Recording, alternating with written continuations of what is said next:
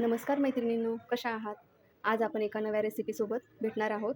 आज बनवणार आहोत आपण मुगाच्या डाळीचं एकदम साधं पण चविष्ट वरण. त्यासाठी मी कढई घेतलेली आहे. कढई छान तापलेली आहे.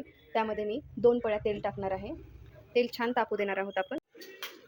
तेल छान तापलेलं आहे. त्यामध्ये आपण मोहरी टाकणार आहोत, थोडीशी जिरे टाकणार आहोत, कढीपत्ता टाकणार आहोत आणि हे लसूण, अद्रक, कोथिंबीर आणि खोबऱ्याची मी पेस्ट बनवून घेतलेली आहे ती टाकणार आहोत आणि याला छान तळून घेणार आहोत.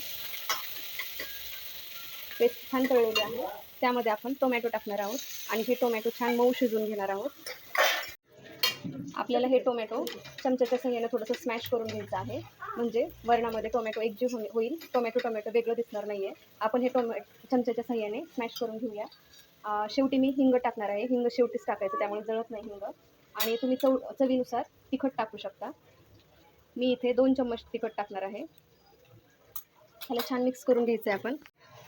टोमॅटो छान एकजीव झालेला आहे आणि आता आपण ही शिजवून घेतलेली मुगाची डाळ आहे, चमच्याने छान गरगटून घेतलेली आहे. आता ही आपण यामध्ये टाकणार आहोत.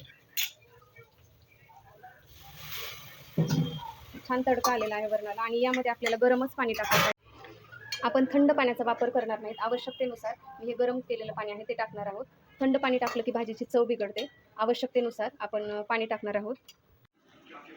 आता आपण यामध्ये चवीनुसार मीठ टाकणार आहोत आणि एकदम मंद आचेवर आपण वरण शिजू देणार आहोत.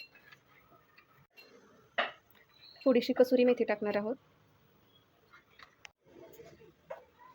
आपलं वरण छान शिजलेलं आहे. आता आपण त्याला वरतून थोडी कोथिंबीर टाकूया.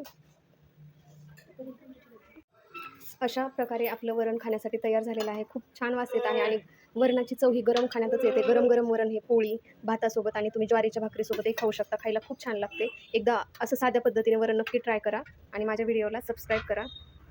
चॅनलला सबस्क्राईब करा आणि व्हिडिओला लाईक करा. थँक्यू.